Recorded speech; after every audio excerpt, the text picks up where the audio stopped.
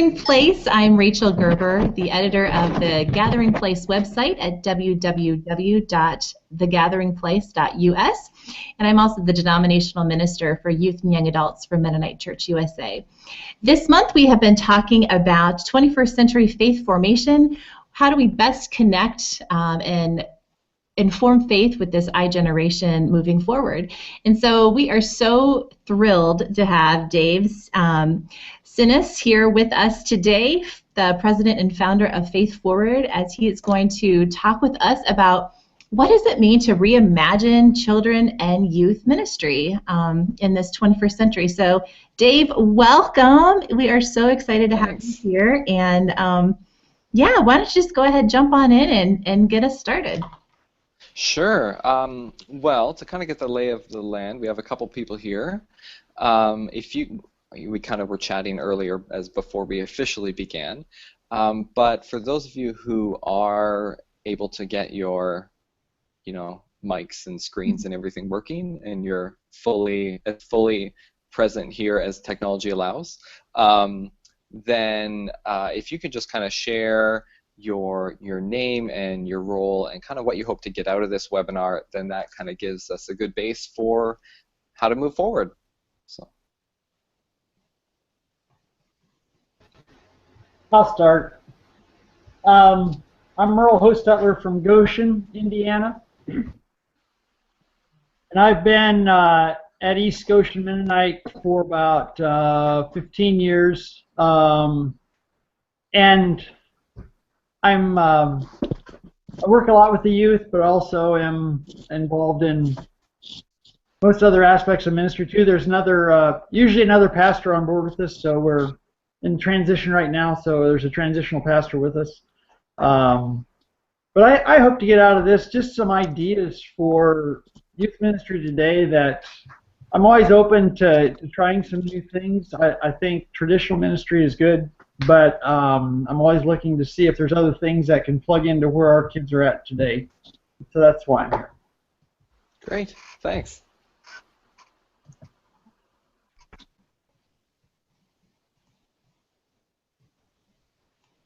Who's up next? All right, I'll go. I'm Clayton Gladish. I'm one of the pastors at Heston Mennonite Church in Heston, Kansas. One of the parts of my role is working with youth and young adults and thinking about faith formation throughout the generations. We're all pretty passionate about that here, but it falls definitely into my job description, if such a thing dictates what I do or don't do, as if that was inclusive of everything that happens. But yeah, what I'm hoping to get out of this is just as always, always looking for new ideas, new insights into how we can better pass on our faith and make faith something that is meaningful and powerful in the lives of young people as they are being formed, whether they know it or not, by the things around them. I'm hoping that Christ is a big part of that formation. Great. Thank you. We just want to jump in here and say that we've got Amy up on the phone, or kind of joining us too virtually. She said she can hear, she just can't get her mic to work. So she's a pastor in Seattle working in both family and youth as well as in worship. So welcome, Amy. Great.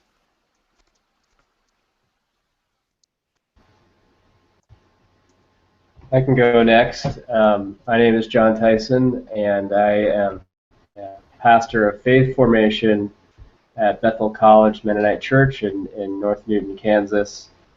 So I do generally faith formation for children all the way up through young adults, and I'm just hoping to get some new ideas, and especially in relation to how we do faith formation and a culture and a church culture where attendance is very infrequent. Yeah. That's where I'm coming from. Cool. All right, and I think Daniel, you're the last one. Am I the last? Yeah. So we're just kind of sharing. I think you came a little later. So names, your name, your role, and what you kind of hope to get out of this time. Okay. Yeah, having computer issues, so I'm doing this on my phone, so we'll see how this works. Okay. Daniel Yoder. I'm one of the pastors of Christian Formation at College Mennonite in Goshen, Indiana, so just a couple miles from Merle right now. But yeah, we're trying to find ways of working with parents more and doing formation with parents as a way of working at youth and children's ministry. And so my wife she's in the role of working with children and families, and then I'm working with youth and families. Okay. And so, Cool. so yeah, just wanted to get more information and hear more about that. Yeah, I've also been to so far all the Faith Forward conferences and That's events. right. So, so I'm glad that you're here speaking with the Mennonites officially now. So, so That's right. yeah. Great. Thanks. Yep. And just for the sake of recording, sorry, if you can mute your microphone, then it kind of speeds up, I guess, I don't know, lets us use more bandwidth better or something. And I think, yeah, Rachel kind of mentioned that earlier about we're going to have time at the end for questions. And we're actually going to have a big chunk of time for questions because, and Rachel will field those. But the reason I like lots of time for questions is because I feel like that's where we get to kind of the real heart of what some of you are saying in terms of like looking for new ideas and practices and things like that. So my context is not radically different, but somewhat different. I am in Halifax, Nova Scotia, and just working on hopefully what is to be near the end of my PhD from the University of Toronto, focusing on children and interculturalism. So being out here, there's not a huge Anabaptist Mennonite network, and by not huge, I mean I think no one. So my wife is working at a Baptist church here, which, you know, loosely saying some would argue Anabaptist because they do adult baptism, but we know better, I think. So I'm going to kind of share some bigger ideas about children's and youth ministry, and then we'll have some time for questions and focus more on some of the practices and some of the more practical ideas that we can bring to our context, because we're all in somewhat different contexts. So first of all, I know that the gathering place is more of a youth thing, and my area tends to be more children, but with Faith Forward, we actually try to break down the silo between children's and youth ministry, and so that's kind of one of the things that makes Faith Forward unique. Is there's a lot of youth ministry events out there, there's a lot of children's ministry events out there, and so when we got the idea of doing this progressive, innovative event, we thought, well, let's bring them together so that we are cross-pollinating one another and developing a community that goes bigger, that is bigger than just children's leaders and youth leaders. So that's kind of that dual focus of children's ministry and youth ministry is something I'm going to bring to this conversation today. One of the things that has been really great about kind of where I am in finishing school and moving around a little bit is that I get to travel and speak at a lot of different events. And earlier in the year, I was in Australia speaking at a National Children's and Family Ministry event there. And then that was in Sydney, and then I had to get to Melbourne. And so someone said, well, why don't I'll just take you on a road trip. I've got a little bit of time off, and we'll kind of go along the coast rather than just fly right to Melbourne. And we stayed at these, we stayed at this really kind of side-of-the-road hotel one night. And then he's like, well, I have a friend of a friend who they sold their business in Melbourne, and they moved to this kind of hobby farm, and they're hippies, and they grow their own chickens and all their own food. And I mean, so we stayed there one night, and we were sharing stories one time over dinner, and they got talking about someone who had stayed with them on like a work exchange, and they were from another part of Australia. and while this guy was with them, they had this snake that was kind of tormenting some of their chickens. And the first thing I learned about the state of Victoria in Australia is that every snake in the state of Victoria is poisonous. So don't go near one thinking it might not be poisonous. So they had this snake that was tormenting their chickens, and this guy from the other part of Australia knew how to catch them and what to do with them. So he was able to catch it, and he killed it. And he said, you know, back home, we would actually kind of skin it and prepare it, and we'd eat it. So they thought, you know, being kind of hippies, they're like, well, let's do it. You know, it's part of the hippie checklist. Eat snakes when you have the ability to. So the guy cut the head off of the snake and was starting to skin it, and as he was doing that, the body of the snake actually came around and struck him, kind of like how when you kill a fish, it keeps moving. So the head was gone. So, you know, sometimes people are like, did the guy die? No, because there was no venom there, so he was fine.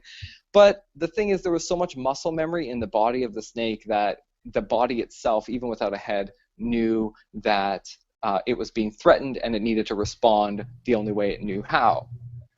And I think a lot of us in children's and youth ministry are like the snake. And when things change, we have been so accustomed to responding to things the same way over and over again that even when our heads might be cut off, we just keep kind of, you know, doing what we've always done. And, you know, the motto of the church in North America is, well, that's the way we've always done it. So we need to recognize that things have changed. And I mean, we were talking at the beginning about 21st century faith formation, and I feel like even to say 21st century faith formation is, I mean, we've been saying that for 15 years, and what a 15 years it's been in this century, because so much has changed. And we need to respond to these changes in drastic ways. And to begin kind of this deep-rooted change, we have to look at the foundations of where we're building our houses. We need to rethink what exactly is it that we're doing with kids and youth, and why these things matter in the first place. And then once we've done that, then we can start to think about, okay, if this is what we believe about why we're doing what we're doing and why it matters and what we hope to get out of this, then we can start thinking about, well, what are the practices that will actually help us reach those goals and kind of put that vision into fruition. So that's what I want to do for the next little bit. So I've been involved in ministry with young people in all sorts of different churches and organizations, and wherever I've been, whatever kind of denomination it is, one of the kind of typical questions I often get asked, whether it's from parents or ministry leaders, is essentially, where are the children? You know, they're not coming anymore, and they want to know how to get kids into the church. So it's a question I'm sure many of you have heard from parents. Maybe some of you have asked it yourself. I know I have often throughout the years I've been involved in ministry. But, you know, sometimes when I step back from that question, I think, is this really the most important question we should be asking? I feel like some churches become so intent on creating programs for children and youth, and these programs provide undergirding for other congregational ministries. And really, it becomes a way for the church to become attractive to families. I was a children's pastor for a number of years, and that was really one of the things that we were trying to do. Yeah, we wanted to create programs that served our community, but also by doing so, we were showcasing who we were as a congregation. And for some people in the congregation, it was a chance to get families into the church. So it was this attractional model of children's and youth ministry. And essentially, you want to be more attractive than the church down the street. When this happens, though, I think congregations lose what it means to really be involved in ministry with young people, because our assumptions aren't guided by questions like, are young people becoming better disciples of Jesus? It's really, the question is more, do the kids and teens and their parents, which some people say even are more important, do they like it enough to come back week after week? But things haven't always been this way, and I think sometimes we look back to the glory days of Sunday school and youth group when classrooms were full of children and youth, and wonder, why isn't it this way anymore? Now, Daniel mentioned he has been to all the Faith Forward events, and back when we were starting out as a one-time event, we called it Children, Youth, and a New Kind of Christianity, which was a huge mouthful, but for what was supposed to be a one-time event was really obvious that this is what we're about. So no tagline needed. And we had that event at Calvary Baptist Church in Washington, D.C., and the exhibit hall was in their Christian education or their Sunday school wing that was built around 100 years ago, probably a little more than that. And it was this octagonal room with these, like a balcony that went all the way around the room, and a center part on the main floor that this was pretty typical of the time of what Sunday school would look like and how space was built to make Sunday school functional. So they had so many people in Sunday school that they built this space. And how it would work is you know, the days pre-webinar and, you know, new videos and stuff like that, they would have a person in the middle doing essential teaching and all the different classes up on the top.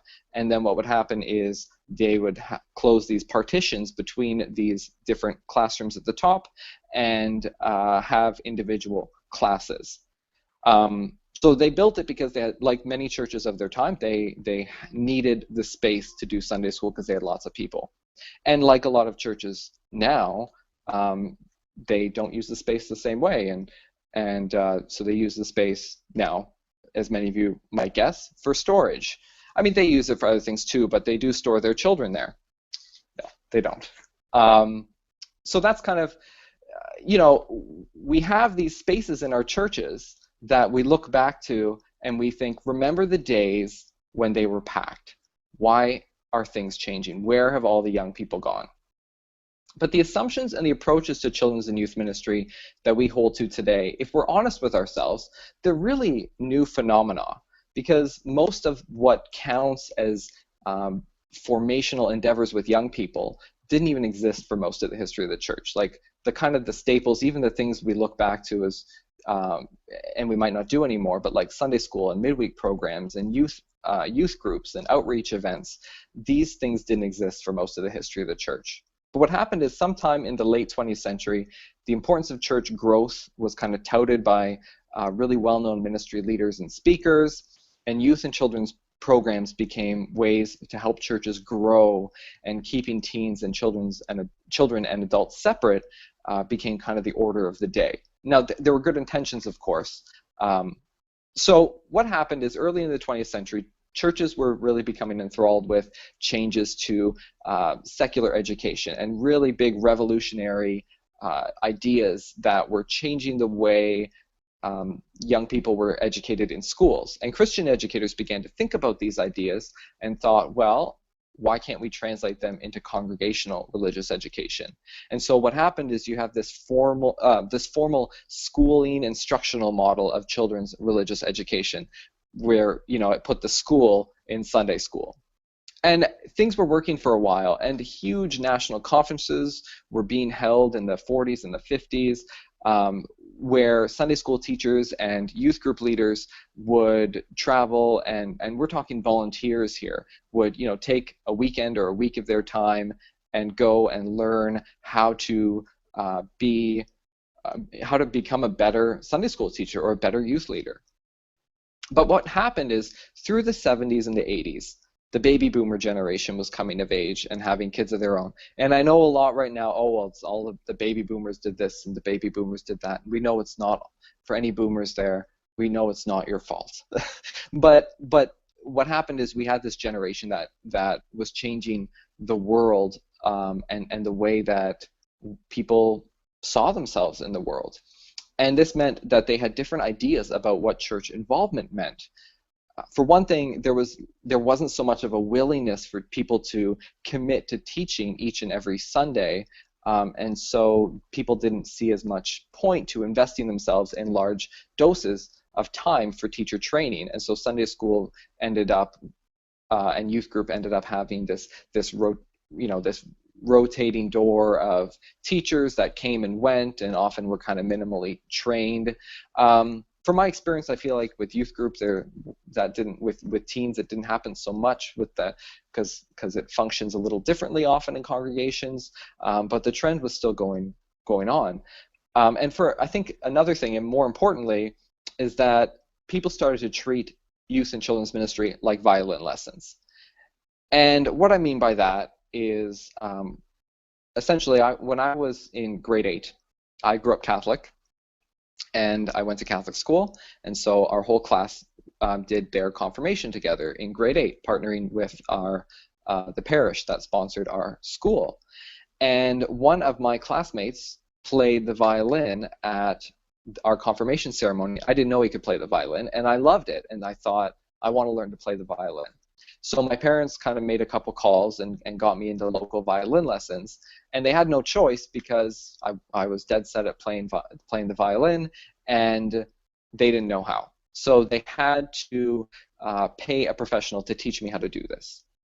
And this is essentially kind of what's happened with congregational ministry with young people. There's this growing willingness for people to pay for things to be done for them and for their children. So parents could think, if they could fork over money for people to teach their kids how to play the violin, why couldn't they do the same to pay professionals to teach their children to be Christian?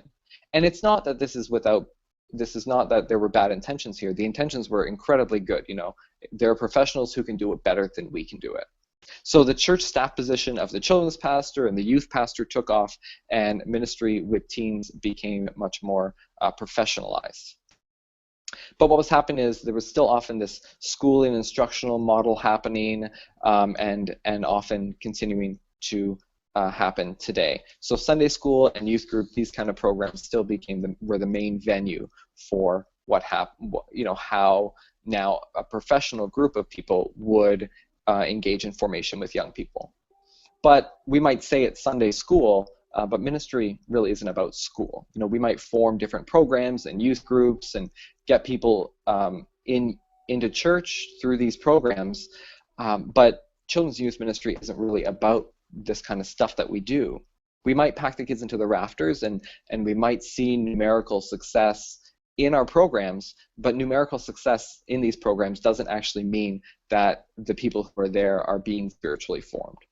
If any of you are familiar with Willow Creek, they did a study, I guess 8 or 9 years ago now, and they released the results in a booklet called Reveal. It's really fascinating because everyone looked to Willow Creek in the 80s and the 90s for this kind of megachurch model of what it means to do church, and they were operating under this assumption that the more involved people were in their programming, the more those people were being spiritually formed.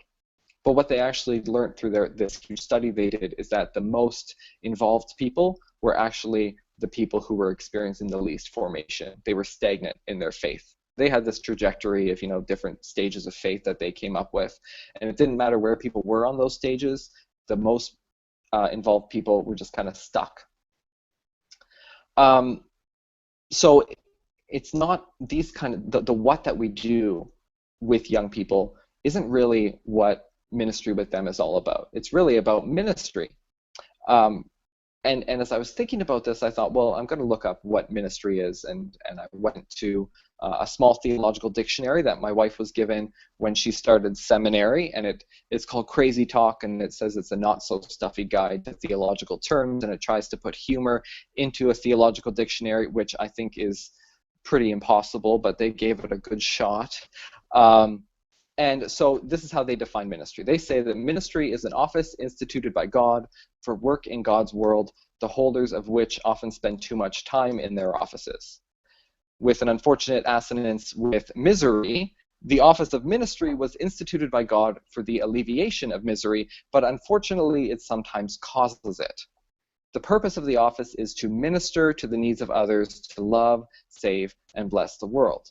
Sadly, the temptation is for holders of the office to see first to the needs of the office, but here is the incredibly good news. God has chosen to use sinners in order to love, save, and bless the world. And then I think they end with the most important part. This means that we are all qualified for ministry. Now, other definitions of ministry use the word service a lot. And so ministry can mean service that people perform for the betterment of others. Ministry exists to help people form and develop and live healthy, flourishing lives. So theological dictionaries may say that ministry is a noun, but really it's a verb. It's something that we do. It's about ministering, about action for the betterment of others. So then children's and youth ministry isn't really about building programs or having the coolest youth group in town. Sorry about the two of you in Goshen. You can argue about whose is cooler than the other. But it's and it's not about how parents providing a place where parents can come to church uninterrupted. Really, it's about serving young people. It's about caring for them and forming them into people who serve one another and serve the world in the way of Jesus, because this is what Jesus' ministry was about. Now, there is certainly room in this understanding of ministry for the what that we do, the kind of activities and the programs that we do, but we run into problems when the programs or the what that we do comes to trump the why we do it in the first place. And the reason that we do it is to help young people live flourishing lives. So children's and youth ministry is about service and not programming. But I think sometimes even this simple notion can become problematic because in our contemporary consumer-based society, young people can sometimes be seen as the consumers of ministry, the ones who are on the receiving end of ministry. Notions of ministry to young people or for young people can kind of showcase this view because they're both kind of passive words. When we talk about ministry to teens or ministry for youth, there's someone who's doing the ministering and someone who's being ministered to. So churches, however, some churches are joining others and using the term with, ministry with children, ministry with youth. And this involves serving them and being served by them and serving alongside them. So the adult serves, the teen serves, the child serves, and ministry happens when young and old come together to serve one another. So really, children's and youth ministry then is anything and everything we do to serve kids and teens as they walk on the spiritual journey. But there's still one more piece of this that we should probably cover, because the sort of service we do with young people is carried out in a particular context, and that context is communities of faith. It happens within congregations and within families who are trying to live their faith together and are forming one another in faith as they do so. So children's youth ministry not only exists to serve young people just on a broader journey of faith, but also to help them be formed as followers of Jesus within the community. So the idea of formation affirms children and teens as whole spiritual persons. So they don't have to learn certain things or reach a certain age level because they already are spiritual beings. And this is something I feel like youth leaders of course they are, you can tell just by talking with them. I think this is more something that is more difficult with, more of a struggle with children's ministry, because there's often this sense that, oh, they don't know what they're talking about. Isn't that cute? They made a funny joke, and really it wasn't a joke. It was a spiritual idea that they were expressing, and we didn't have the ears to hear it for what it was. So I feel like with some of what I'm saying, I'm talking to the choir, and that's totally good, because what I'm trying to do is kind of help us kind of step back from the what we're doing and think about the why we're doing it. So this idea of formation. John Westerhoff wrote an important book in 1974 called Will Our Children Have Faith? And in it, he defines formation as an intentional effort to engage in enculturization, which is that natural process by which culture, which is people's understandings, people's ways of life, their worldview, and their ethos, they're transmitted from one generation to another. That's what formation is. He believes that formation occurs through participation and practice in a community's way of life. So Christian formation then is about forming disciples of Jesus, people who participate and practice the way of Jesus within communities of disciples. It's about helping people more closely follow the path that Jesus showed us to live through his words and his actions, and building this journey into the core of their identities. So children and youth, like adults, can be followers of Jesus. There are no age restrictions, as I said, and there's no like wooden cardboard cutout of Jesus holding up his hand that says you have to be this high to follow me. You don't have to. The good news is you don't have to pass a standardized test. I think I probably wouldn't pass anyway if I did. When Jesus called his first disciples to him, he didn't tell them to go study a book or come back when they're older. He said, the Bible says that as Jesus walked alongside the Galilee Sea, he saw two brothers, Simon, who was called Peter, and Andrew, throwing fishing nets into the sea because they were fishermen. Come follow me, he said, and I will show you how to fish for people. And they left their nets behind and became apprentices in the Jesus way. They took their first steps on the journey of discipleship. And so when we think about what it means to reimagine children's and youth ministry in the way of Jesus, the focus shifts to spiritual formation, to helping young people become formed as disciples of Jesus. And I think what are the great things about this is it opens wide the gates of creativity, that suddenly if this is what it means to do ministry with young people, then the restrictions come off and we don't have to live by the church motto of that's the way we've always done it. We become free to rethink what we're doing and free to creatively experiment with new ideas, because now we have a grounded vision as to what it is that we're doing, and is what we're doing helping fulfill this vision of helping young people live as followers of Jesus.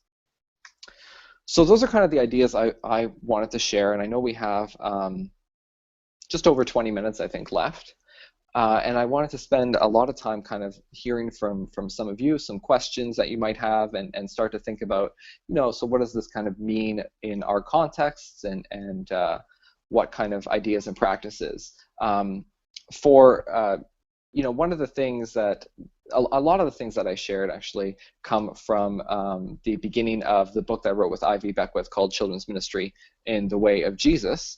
And that's from like the first chapter or two, but then we spend the next 10 or so chapters talking about different ideas, and I didn't want to bore you by just going through all of those, but we talk about what does that mean to have young people engage with story or be part of communities of faith as full participants, and what does it mean for young people to engage in social justice and not just be the recipients of what we as a church do to engage in social justice issues, but also to be at the forefront of these initiatives. And so we talk about all sorts of different practices, and instead of just kind of running through them really quick, I'd rather hear kind of what interests you and what kind of practices you guys are trying or interested in trying out. So I think Rachel's going to field the questions. If you type them out, she will then kind of let me know where we'll go. Sure. Yeah. Thanks, Dave. That was really fascinating to sort of hear the history of how the spiritual formation sort of beginning origins of Sunday school, how that all got started. So the floor is open to all of you. It seems like we are actually a small enough group. If you would like to just unmute and ask a question to Dave directly, that's fine. Or if someone's talking in the midst of it and you have an idea that you want to get out, feel free to put it on the group chat section, which is off to the right. And if it's not showing up on your screen, just take your cursor, hover it over to the top left, and you'll see a little blue blurb that says chat, and that will open up your chat feature. So feel free to unmute your microphone if you have a specific question for Dave. And if not, I've got lots. So I'm going to let you all in first. Who wants to get us started?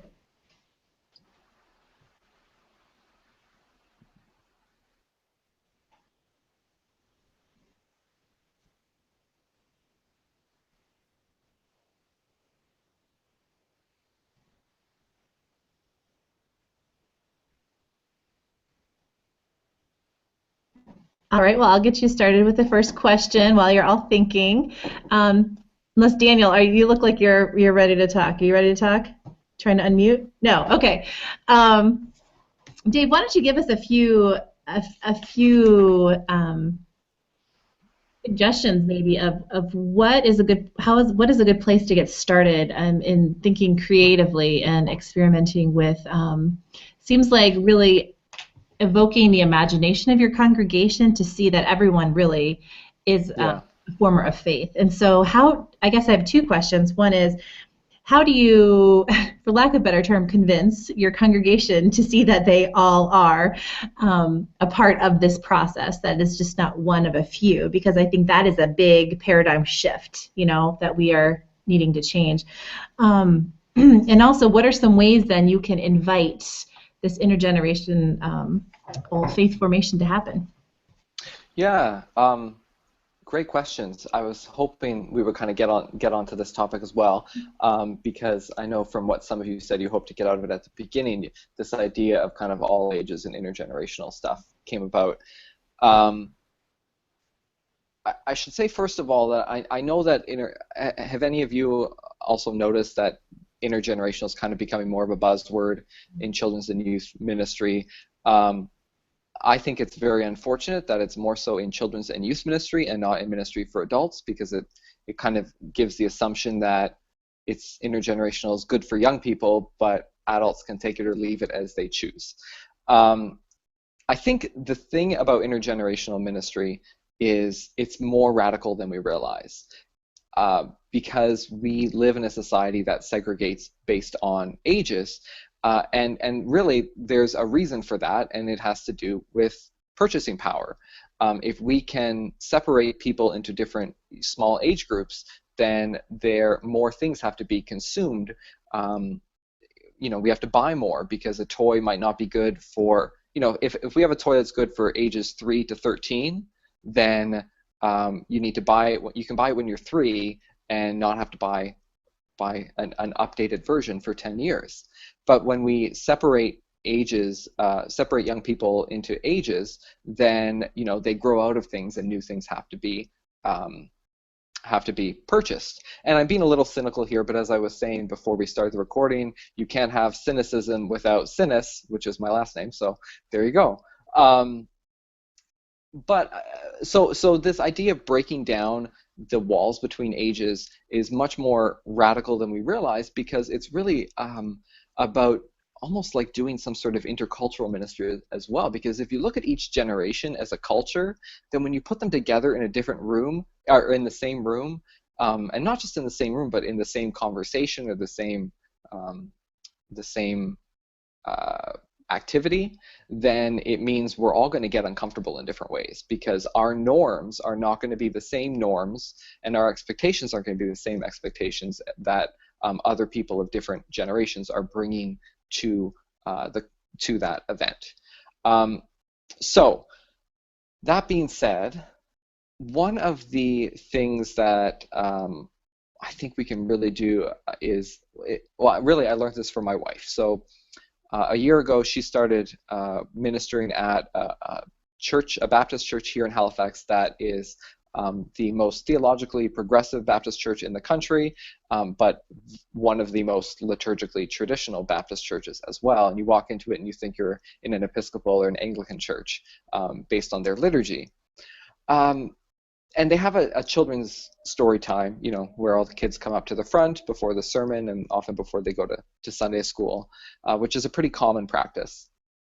And what she has been trying to do, not every week, but sometimes, is she uses that time to actually subvert that very practice that she's engaging in. So the first week she was there, she started it it was the lectionary text for the week was about Peter saying to Jesus, "How many times do I forgive? 7 or 70 times, 7 times, is that good enough?"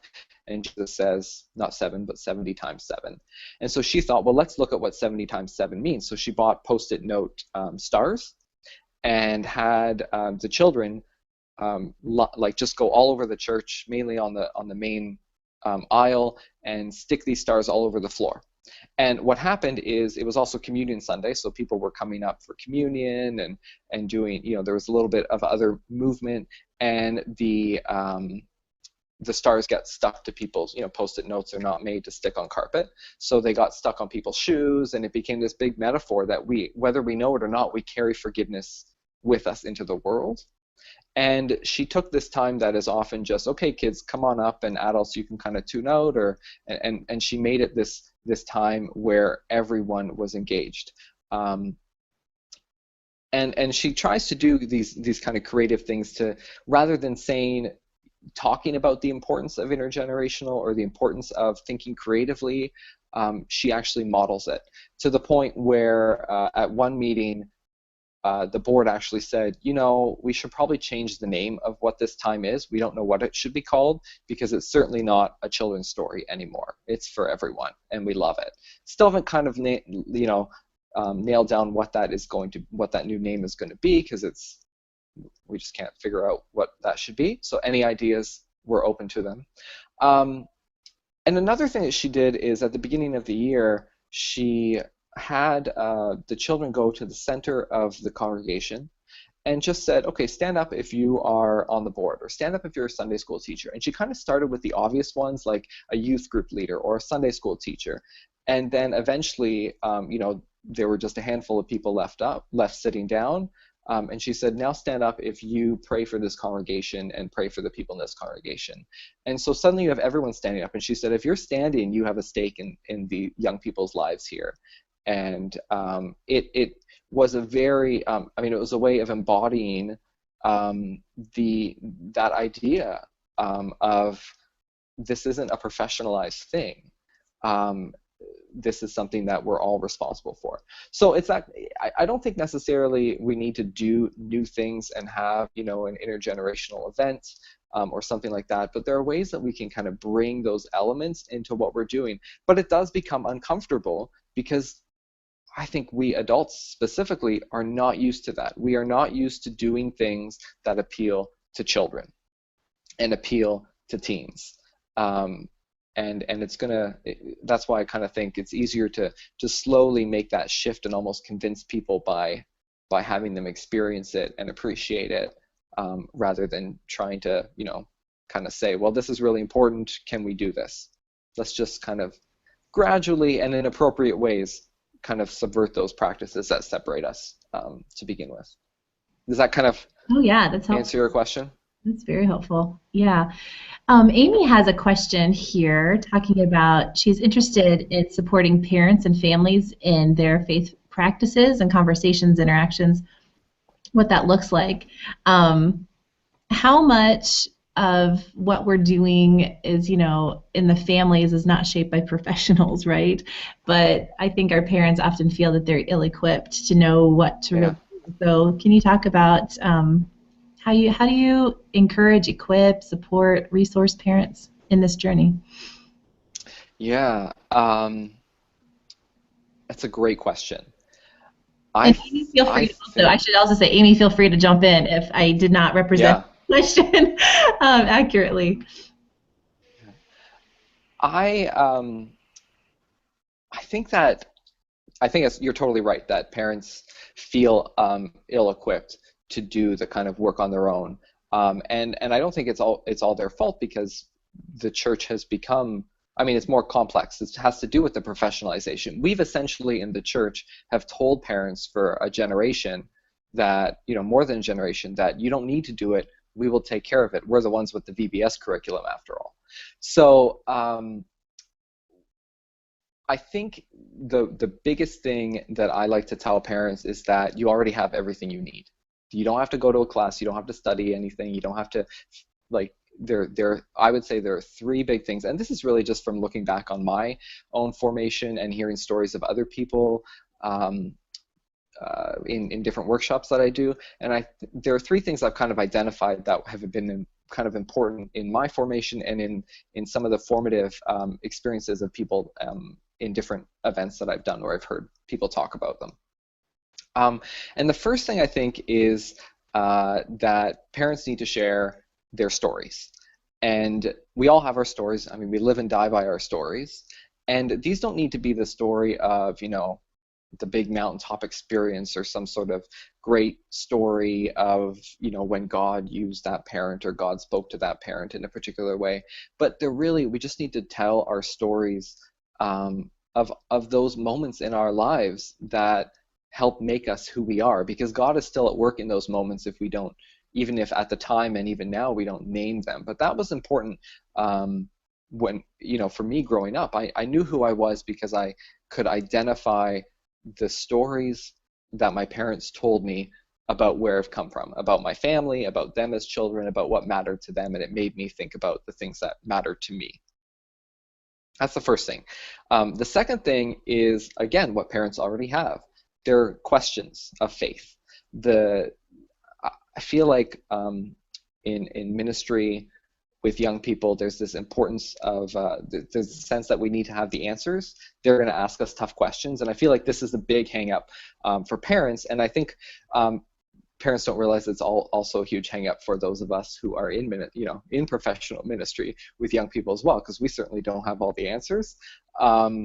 But young people start asking deep theological questions and deep questions about the world and their place within it, and it's okay that we don't have the answers. I think the bigger gift that we can give our children is sharing our questions with them and not looking for answers, but really, hearing their questions and honoring their questions and sharing and modeling what it means to hold these questions in a way that acknowledges we may spend the rest of our lives looking for an answer and probably not find it, and that's okay. So stories and questions, and the third thing I think is our imaginations, and we can walk alongside our kids and our teens with showing them what it means to have an imagination for living as disciples of Jesus today. And I think that that's something where we can even take a step back, and parents can let their children lead them along that process as well. So really, that's kind of the advice that I tend to give to parents. You already have what you need. You have your stories, you have your questions, and you have your imaginations. And none of those things are any different than what your children have. So even just in very informal ways, how can you bring about those kind of enliven those three elements of faith in your family experiences? So that's a very more metaphorical or abstract view of what you can do. If you're looking for a resource, then that with practices that you can just immediately kind of jump into, I highly recommend Tracy Smith's book, Seamless Faith. I think it came out last year. It's Tracy with an I, Tracy Smith, Seamless Faith.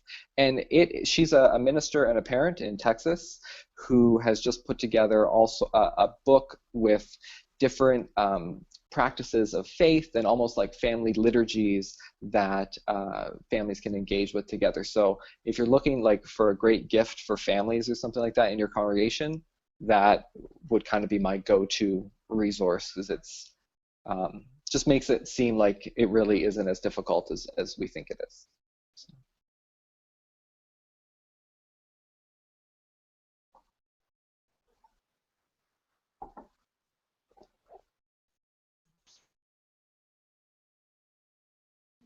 Other questions?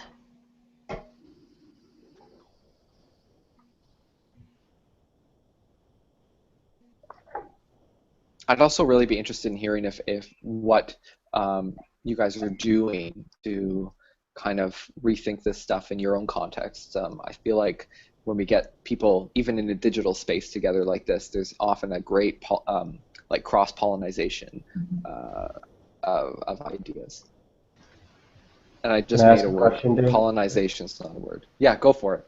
Yeah, we just got through a period of time of trying to find Sunday school teachers, and this was kind of my first go with it, being kind of new, and it seemed to be a pretty exhausting and annoying process, just finding enough people and then trying to see if they could do more than one Sunday a month, and the revolving door and all of these issues. And so I'm at this point where I've just kind of gone through this for the first time and thinking about next year and years ahead of wanting to rethink how we do that, if we can make that a better process, and how do we also do that in such a way that we keep in mind the children that are showing up and looking to build relationships and have meaningful relationships the adults that teach them on Sundays and throughout the week. So I don't know. Do you have any thoughts or ideas about how to go about doing that in a more sustainable way? Yeah. Well, I think from my experience in the Mennonite churches that I've been involved with, is there's tends to be this tradition in some Anabaptist churches where there's like a worship service for everyone and then Sunday school for everyone after. I think if your church does that, then you already are in a good spot, because I feel like there's more creative. It's just kind of to me, a better spot to engage in creative ideas, because there's this sense that young people are supposed to be in worship, and Sunday school is not just for young people. So I know a couple churches that have done different things. One has done all ages Sunday school. So instead of, so this is a church that would have Sunday school as a separate time from worship. And what they have done is, instead of saying all, this age group is in this group and this age group is in this class, they have done it based on what some people call affinity groups. So essentially, this is the topic or the spiritual practice. Like, instead of talking, they might just, instead of even more like a classroom style, they might do something more interactive. And then people of all ages kind of gather around that practice or that idea. So so the basis of Sunday school then kind of changes from this, the adult teaches the child, to we learn together. And that's something that I think some people have to really work, some congregations really have to work at. I think if you're interested in trying something like that, then I think that an important piece is to sit down with adults that you think are kind of your allies in that process, and talk to them about the importance of being intentional about what that means to have young people in their Sunday school classes with them. Because I can imagine it going awry if it's just, okay, well, we'll just get people in the same room together. The adults might feel disengaged and like the conversation's too kiddie, or they might take the conversation on themselves, and the children and youth might just kind of be left on the sideline. So it takes some intentionality. I also know churches who have kind of addressed the struggles of Sunday school by just canning Sunday school altogether. And I don't think that's a bad thing. I think that that's a quite appropriate response in some contexts, is just to say, we're sick of the trying to make this system work that isn't working for us anymore, and let's do something else. And so churches are then thinking, when they do that, they think, well, how do we get young people involved in our services? Because if we're honest, I think our worship services aren't made for adults, or are made for adults. They're not really made for teens and kids. And what that means then is we have to find ways of making our services and what the practices that we do more experiential. So one church I know does, they have an art table at the back, and at any time in the service, people who are more artistically minded or want to do something more physical or more creative, they can go, and there are art supplies that they can they can color or draw or paint or whatever it is, as a way of that doesn't take away from the experience of worship. For a lot of people, it enriches it.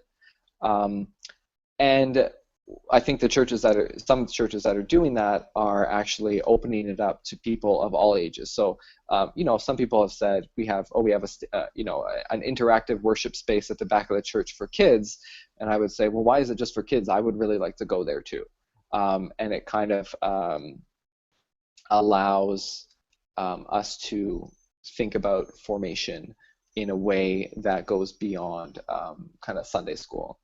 So I know it doesn't quite answer your question, but I hope it kind of gives some ideas of how some people have kind of had similar questions and responded to them. I think the issue of Sunday school is, I think, one of the biggest challenges facing congregations right now, and for a lot of people in a lot of contexts, I think that the challenge is actually not to think how do we do Sunday school better, but it might actually be what do we do instead of Sunday school? How do we rethink what we're doing? Because Sunday school isn't the reason that we're doing it. The reason that we engage with young people is to help them be followers of Jesus. In some contexts, that means Sunday school. As things change in our world around us, that certainly means I think Sunday school is kind of up for grabs. And especially because, like, oh yeah, go ahead. Oh, I was just going to say, I noticed that we're a couple minutes after, so we do need to wrap up here in a little bit. But it's been wonderful, and I will let you finish. I just wanted to say, though, I think sometimes we can get quote away with a lot of these new ideas and engaging our imaginations in sort of a more anxious free way if we propose these things to our congregation in terms of an experiment. We're just going to experiment here, for a certain period of time. It's not like we're just throwing everything out, just canning Sunday school forever. It's like, we're going to try this just experiment to see what happens, see what we learn with and from one another. It's always a good way to approach things. Yeah, and not to just, I think that the thing to do is, in whatever we're kind of wanting to try out and wanting to experiment with, is to do it gradually. And if any of you are big fans of Mythbusters, you might know that their motto is "failure is always an option." And I think that that's a good motto that we can have with children and youth ministry as well. If we're just willing to try things and not say, this is the way it's going to be for the next 3 years, but just, well, what if we just try this once and see what happens? And failure also, I think, is our best teacher too. What do we learn from that? So definitely. Thank you so much, Dave, for engaging us. I think this is a really helpful conversation, and it definitely, for me, got a lot of ideas generating, and it's just, I think we're at an exciting time right now in our churches if we are able to step outside of the box and and allow ourselves to try something new. So many thanks for you for coming and joining us, and for the rest of you, thank you all for coming and being a part of this conversation.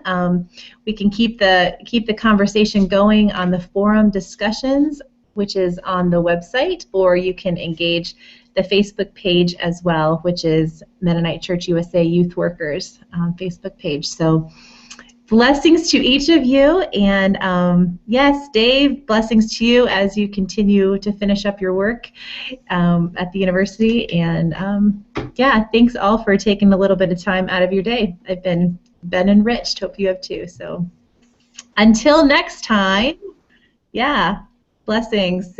Thanks so much. Thanks.